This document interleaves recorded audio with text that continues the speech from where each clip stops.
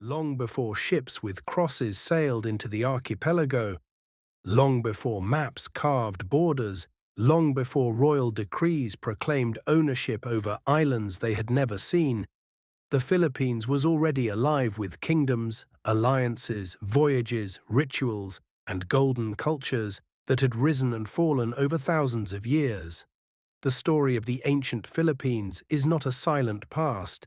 It is a stage of empires, datus, rajahs, lakans, babaylans, warriors, merchants, and navigators who shaped a world that modern history books seldom describe.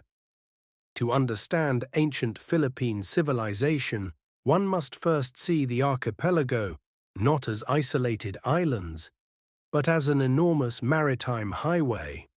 17,000 islands connected by one of the richest seas on Earth. It was the sea that united ancient Filipinos. It was the sea that shaped their empires, and it was the sea that carried their ships to distant lands long before Spain knew these islands existed. For thousands of years, the people of these islands mastered a world built on the rhythm of wind and water.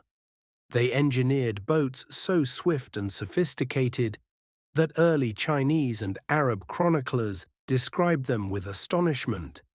These were the balangai, planked boats built with no nails, held by meticulous dowels and joints, flexible enough to ride the most dangerous waves. With these vessels, the people of Butuan traveled as far as Champa, Funan, and the Malay world, bringing home ceramics, iron, spices, and gold.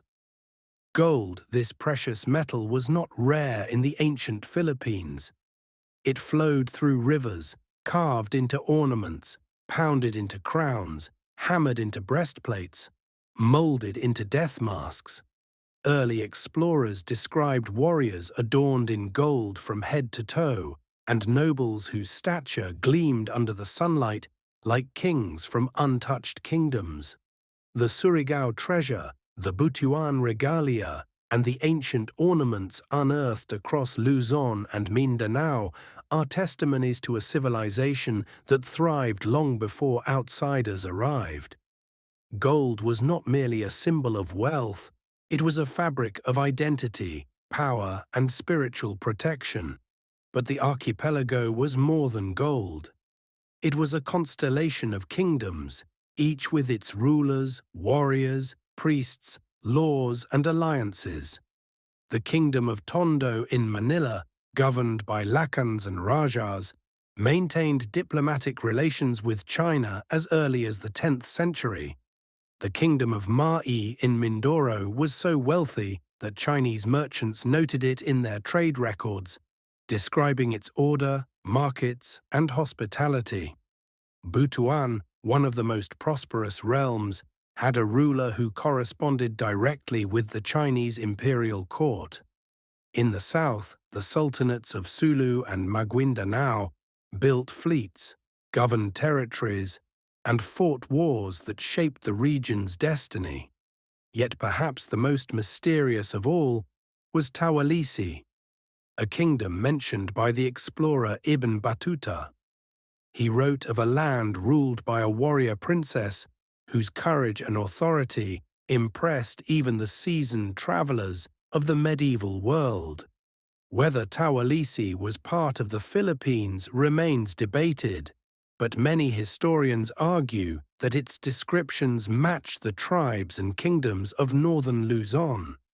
If true, it would mean that the archipelago was recognized internationally centuries before colonial empires redrew its borders. But what made these ancient societies thrive? It was not monumental architecture like those in Egypt or Angkor. It was not stone temples or towering statues. Instead, it was a living, fluid culture built on mastery of nature, diplomacy, seafaring, and highly organized social structures. Ancient Filipinos understood their environment deeply. They shaped rice terraces that hugged mountainsides like giant stairways to the heavens. They forged blades so strong and elegant the Campilan, Kris, and Barong, that foreign traders considered them treasures. They governed communities through councils, clans, and elders, balancing power between datus and babaylans, warriors and merchants. The babaylans, mostly women, but sometimes effeminate men, were the spiritual pillars of ancient communities. They were healers, oracles, astronomers, and historians.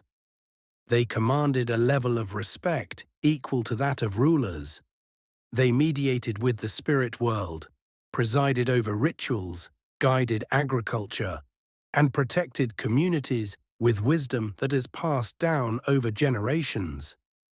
Their knowledge of herbs, stars, seasons, and rituals forms one of the earliest sciences in the archipelago. The ancient Filipinos also possessed a writing system long before colonization. The Baybayin, along with other indigenous scripts in Luzon, Visayas, and Mindanao, allowed people to communicate, write poetry, exchange letters, and sign treaties. Early Spanish accounts described communities where even common villagers could read and write.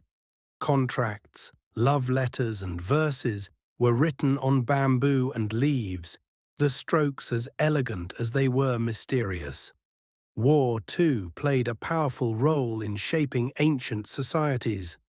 Warriors known as Bagani, Timawa, Mahalika, and Maginu defended their territories, engaged in battles, and upheld honor codes that rivaled those of medieval knights. The Visayan warriors were feared for their skill, speed, and unwavering courage. The Tausug, Maranao, and Maguindanaon fighters were masters of both land and sea combat. The Campilan of Mindanao, with its elongated blade and fearsome presence, was a weapon so iconic that legends say it was wielded by Lapu-Lapu himself. And yet, warfare was only one part of a larger political landscape. Alliances, marriages, and trade relationships shaped the diplomacy of the archipelago. Rulers exchanged gifts, forged pacts, and resolved disputes through negotiations. Merchants brought goods from China, Thailand, India, Arabia, and even as far as East Africa. Porcelain, silk, jade, beads, and iron flooded the islands, enriching communities and transforming them into trading hubs. All of this, the kingdoms, the merchants, the warriors, the babaylans, the gold, the baybayin, the voyages, existed long before European chroniclers claimed that the islands were backward and uncivilized. Modern archaeology and anthropology reveal a different story. The ancient Philippines was a vibrant world of innovation, connection, and cultural brilliance. Yet what happened to these civilizations? Why do so few people know their names? Why are their histories not taught widely? Part of the reason lies in the nature of the archipelago itself. Unlike civilizations built on stone, ancient Filipinos built their homes, temples, and structures from wood, bamboo, and materials that returned to the earth. Their architecture was sustainable, adaptable, and meant to move with the winds and waters.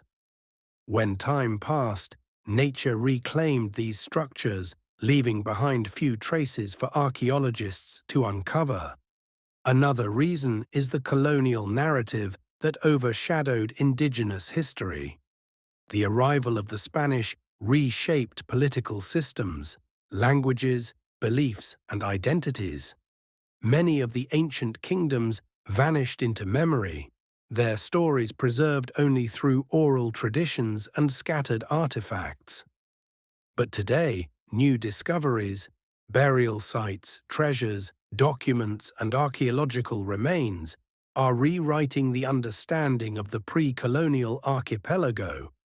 And so the story of the ancient Philippines is not simply a chapter before colonization, it is a testament to resilience, innovation, and identity.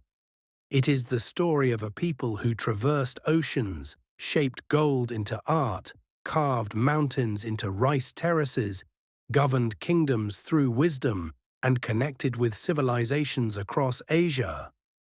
The ancient world of the Philippines is a world of empires without stone, wealth without greed, and power without monuments. It is a world where freedom, spirit, and community stood at the center of everything. It is a world waiting to be rediscovered.